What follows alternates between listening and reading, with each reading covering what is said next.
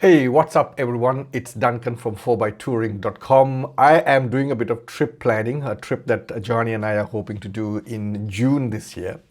And I thought I'll take you through the whole planning that I am doing, the route particularly, and what else I add to the route to make it a little bit more interesting. So if you're interested, hang around and come with me on this trip planning video.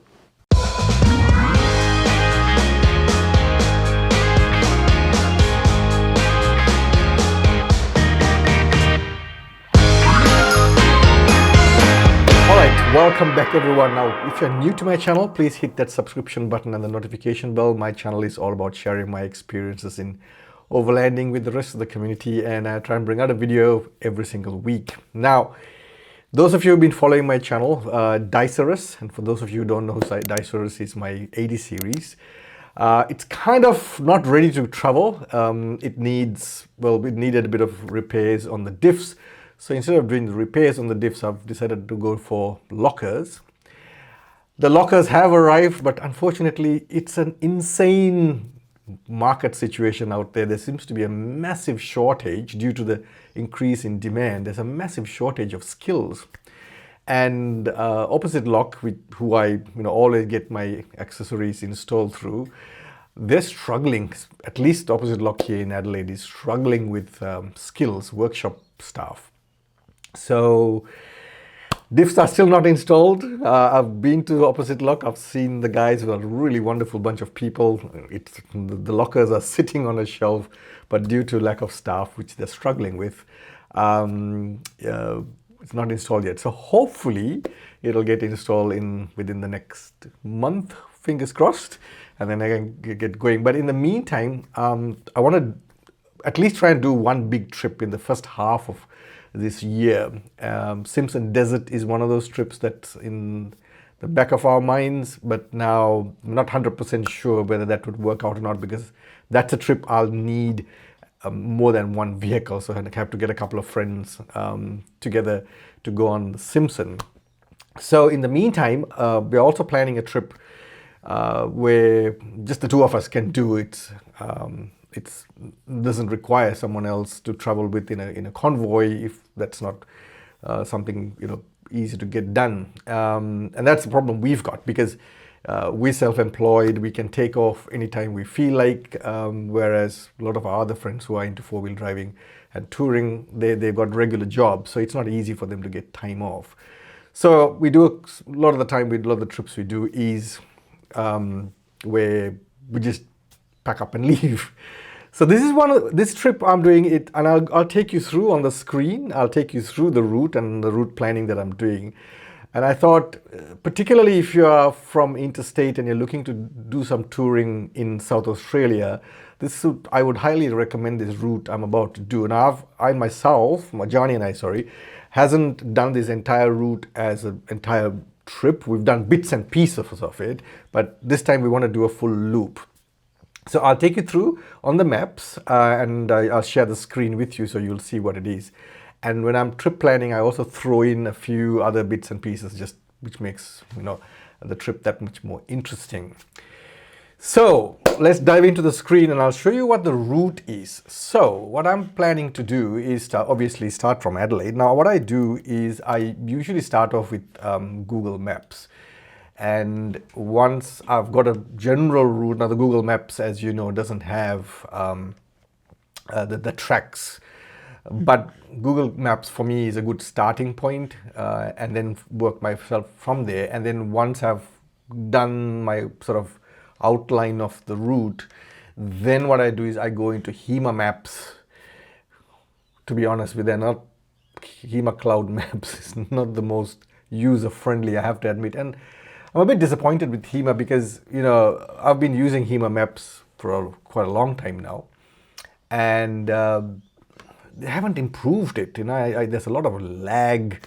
Especially when you zoom in, it lags a lot, which is a pity. But anyway, so what I do is I outline the route on Google Maps, and then I go into Hema Maps to get the tracks which will not be available on Google Maps, right? So let's start off with the route, the outline of the route, right? So obviously starting from Adelaide. Now, from Adelaide, I am going to a little town called Yunta here in South Australia, and I assume I'm pronouncing that correctly. And from Yunta, I am going to Flinders Ranges, and I will come back and explain everything, along the way in detail thereafter. Now, one of the things you'll notice is, as I'm doing it on Google Maps will show you on the track on the bitumen or the blacktop. However, there is a dirt track that will take you from Yunta into the Flinders Ranges. In fact, let me try something here before I do that. Yeah, okay, that works. Then Flinders Ranges. Yep. And then from Flinders Ranges, we are going to head over to Maree. As I said, I'll come back and I'll explain all these places and why I want to do those routes in detail. So hang around and keep watching the video. And then from Maree, we're going to head over to one of our favorite camping spots along the Oodnadatta track, which is called Coward Springs. And then from Coward Springs, head on over to Oodnadatta. And then from there, head on over to Mount Day.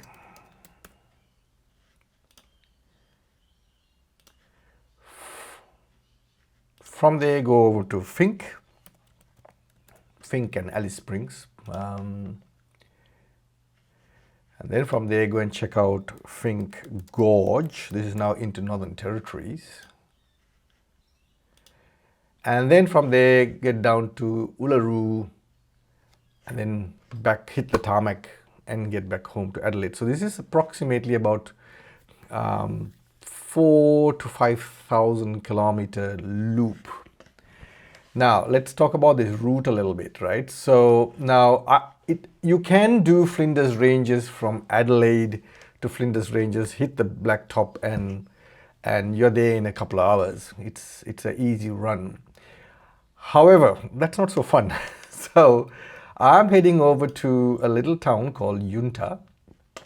And if you're coming from New South Wales, or even if you're coming from Victoria, that's one route I would recommend, because going to Yunta, it's blacktop all the way, and then from Yunta, you get onto a gravel track, as you will see on this map, and then there is a little what used to be a gold mining town once upon a time called Waukaringa, and I hope I'm pronouncing that properly.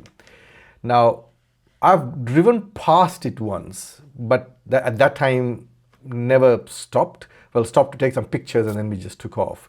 But there is the remains of a hotel. So at once upon a time, there used to be gold fields in those areas. And it was a thriving little town, thriving community. And unfortunately, of course, with the gold mining coming to a halt, it's basically gone into ruins now. So, but the hotel that once upon existed is still there, and in fact I will bring up this and I'll share all these links down in the description below, so if you want to go and check them out. So there we go. So there's a little bit of information, and like I said, this link will be down in the description. And this is the Waukaringa Hotel that used to once upon a time exist, and this was back in the 1800s. And at that time, as this says, in the census of 1889, there was 475 people in that area. And of course, the hotel was, one of those iconic places where people all gathered down the main street. And that's how the hotel used to look at that time, and this is how it looks now.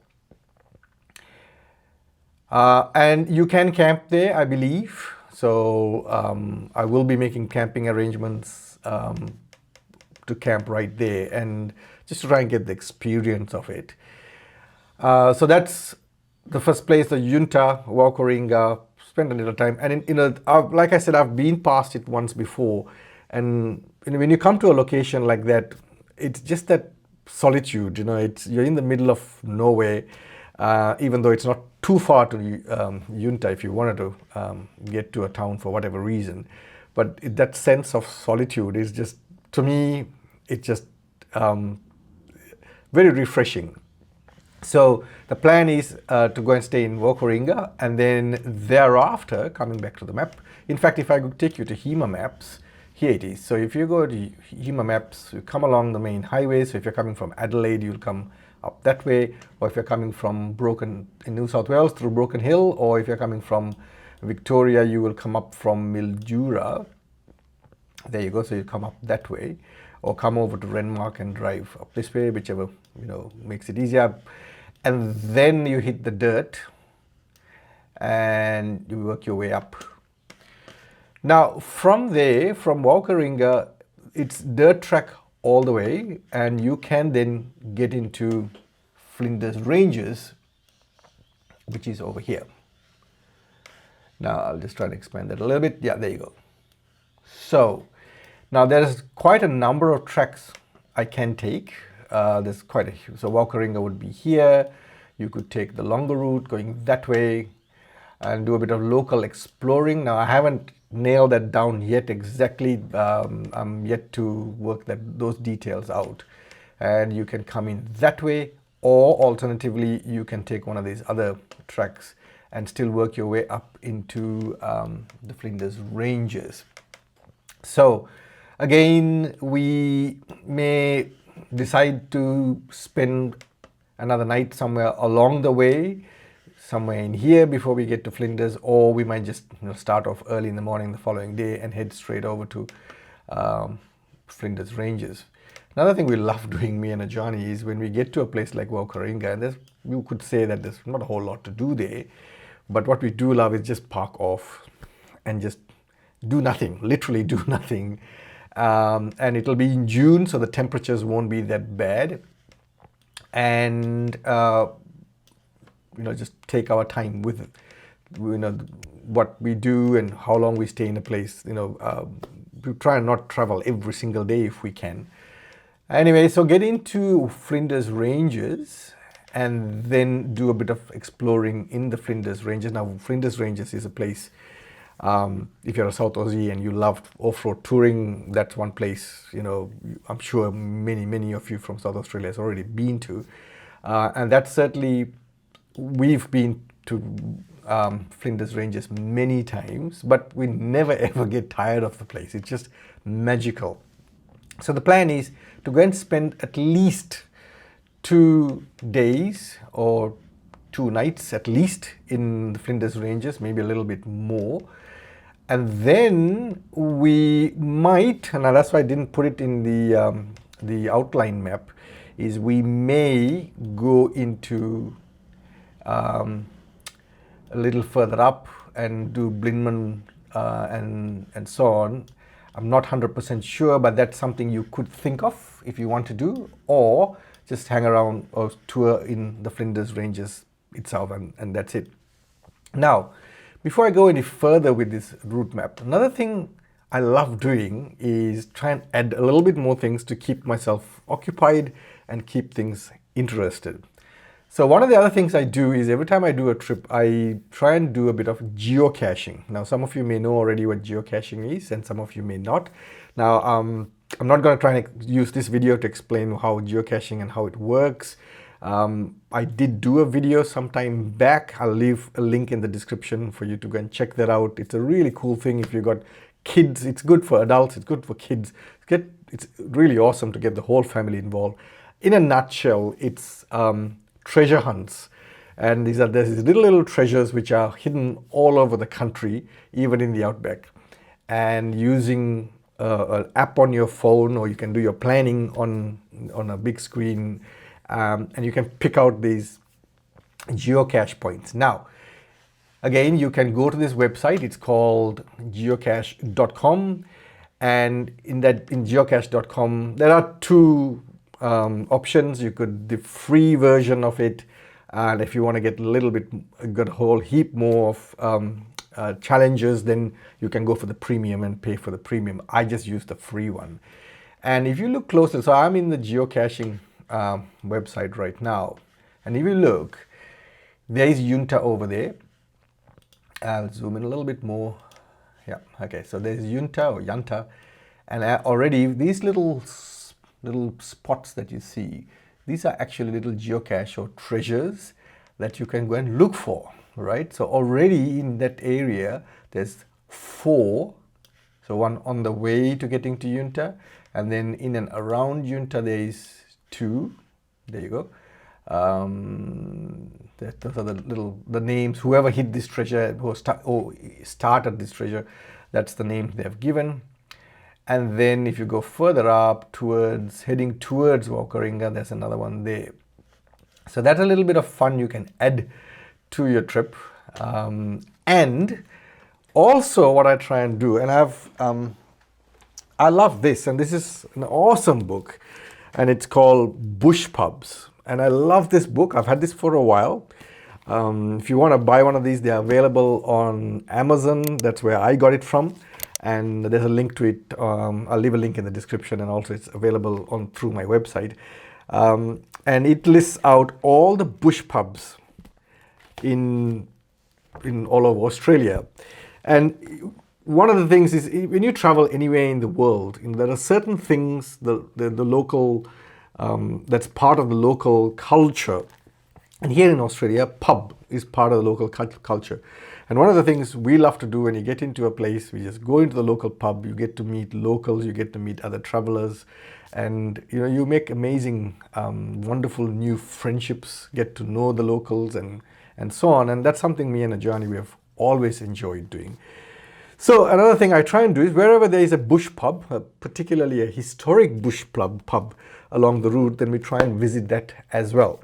So when we get into the Flinders, there is a bush pub called, and again, forgive me if I'm pronouncing this wrong, it's called the Pairie Bush Pub, or Pairie Historic Bush Pub, and they too have a website. Go check it out. I'll leave links again. And I've never had, that this is the craziest thing. We've been to the Flinders Ranges many, many times, but for some reason or the other, we never ever got to the Pairie Hotel.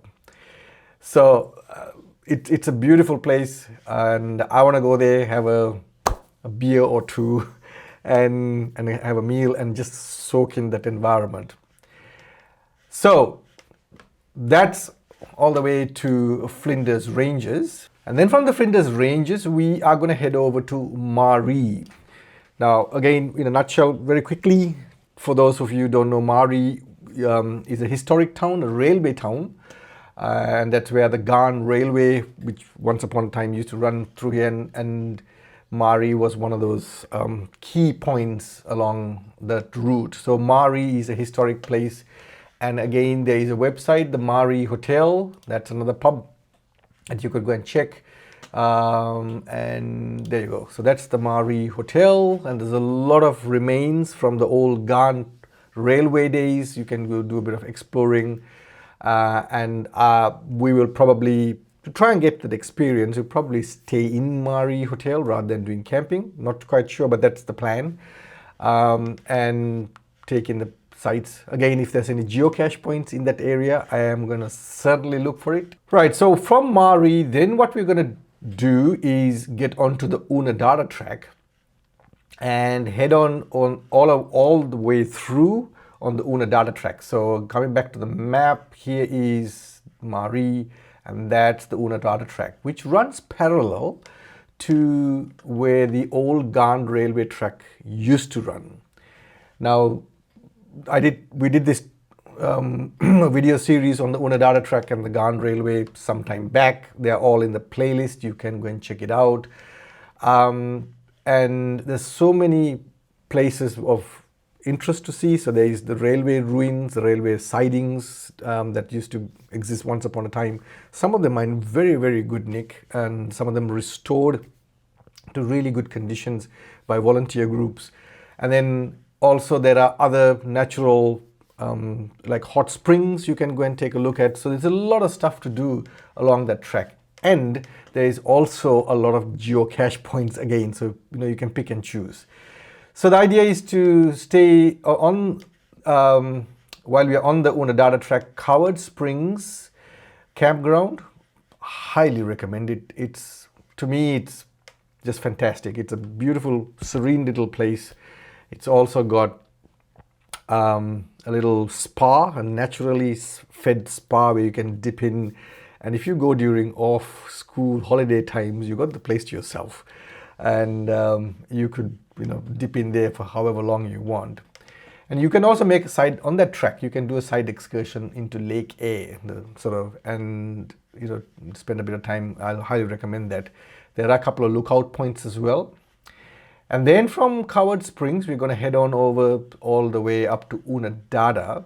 But before we get to Oodnadatta, along the way there is another very famous outback pub that's called the William Creek Hotel. Now again, many of you may know this, some may not.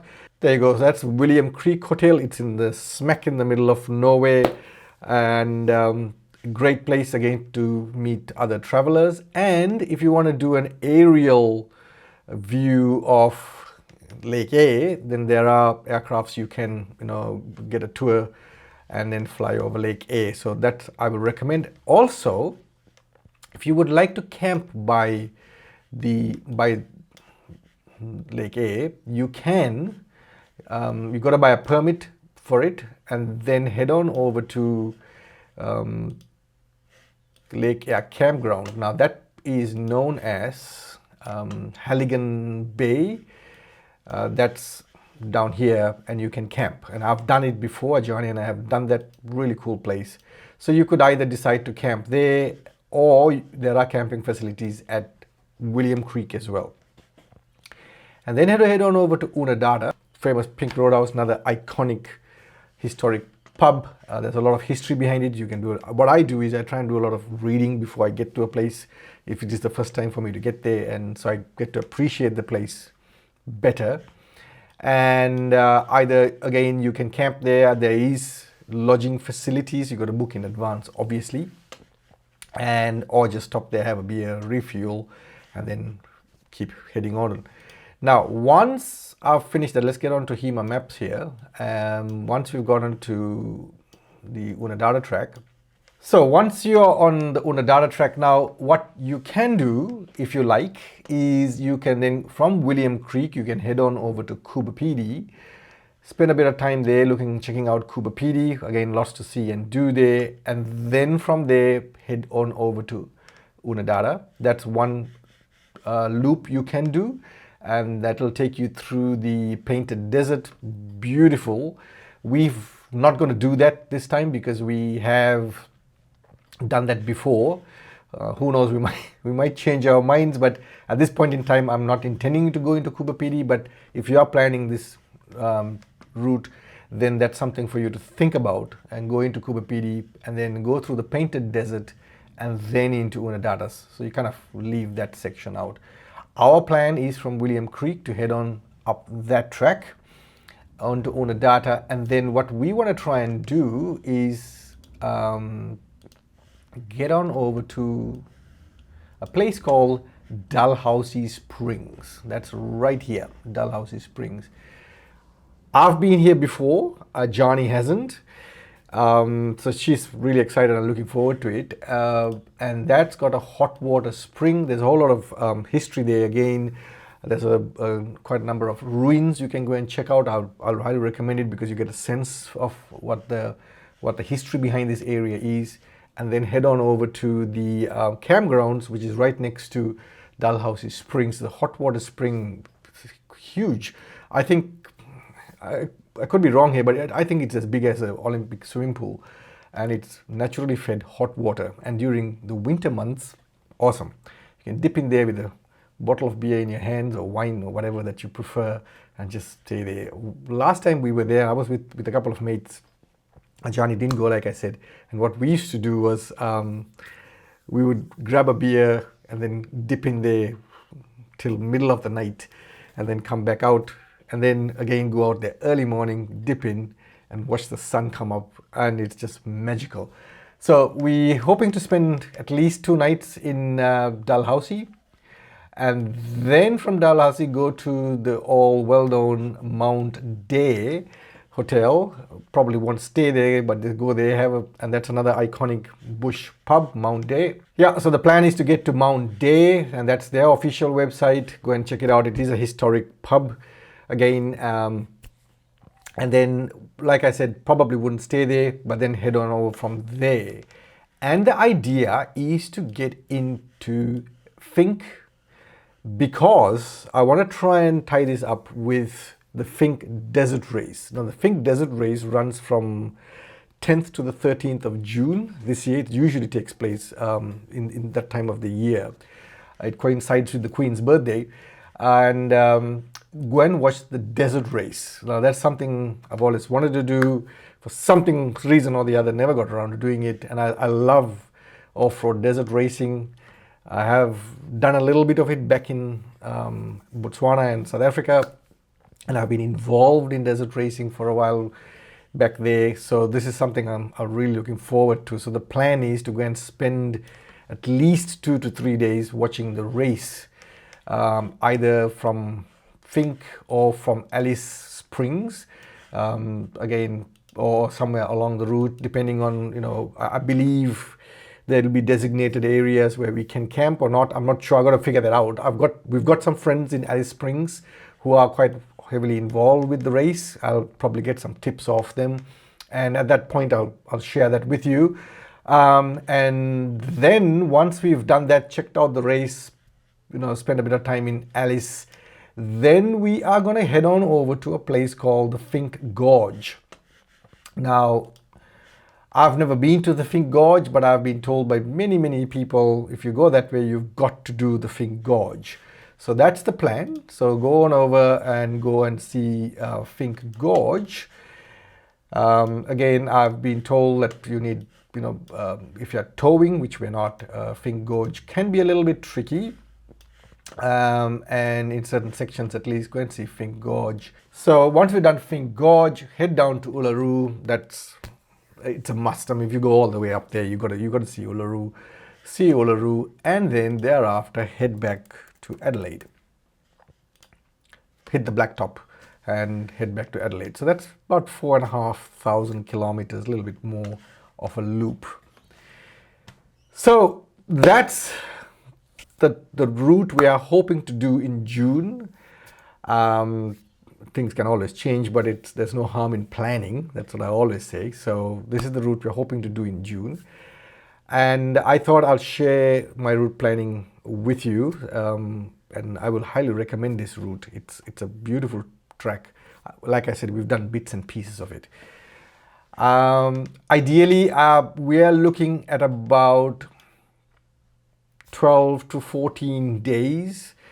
It can be done sooner, definitely. But then if I have 12 to 14 days, then that's 2 weeks.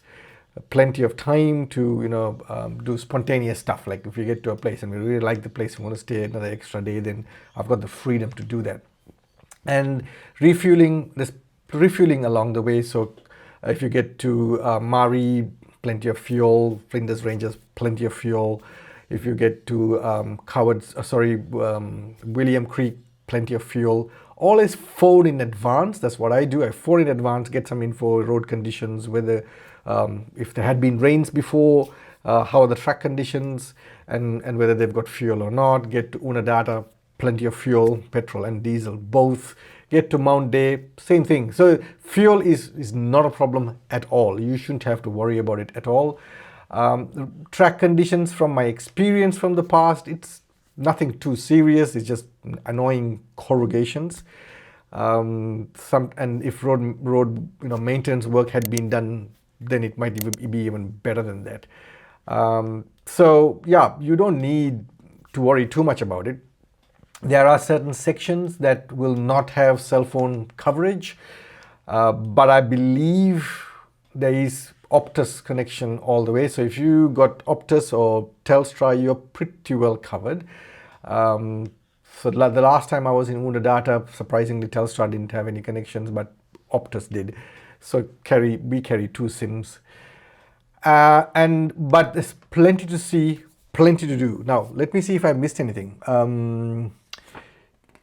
No, Yeah, so plenty to see, plenty to do. It's a lovely trek, lovely route, and if you are interested in doing something like this and you'd like more information, please do write to me, Duncan at overlandjournals.com. It still comes to the 4x touring, so I just kept the old email address. And I'm happy to share info with you. So this is the plan, and fingers crossed it'll go to plan. And once we do the trip, obviously the videos will come out. So this is for June. Before that, got to get Diceros all sorted. And I hope you enjoyed it. Like I said, if you've got questions, please do ask. And if you haven't subscribed, hit the subscription button and the notification bell. If you like this video or found it useful, please give it a thumbs up. And I'll see you again in another video in a week's time. Thanks for watching.